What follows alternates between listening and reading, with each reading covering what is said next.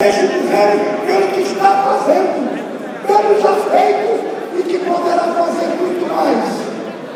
Isso é porque eu estou parado logo, para que não venha amanhã na tentativa menor de intrigar o líder do PMDB, quando a querida presidente Dilma, que está honrando a todos nós como a primeira mulher presidente da República deste país. Está claro? Então a questão dos carros, eu não aguento mais responder. Os colegas da imprensa que eu respeito tanto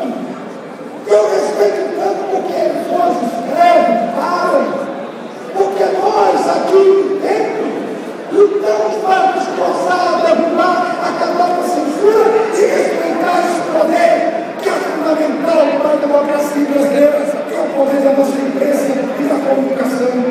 Mas toda hora eu perguntei os carros, como se fosse um absurdo. Eu queria saber, deputado, se nas cadeiras que são ocupadas nos ministérios e nos órgãos, quem é que vai se sentar lá?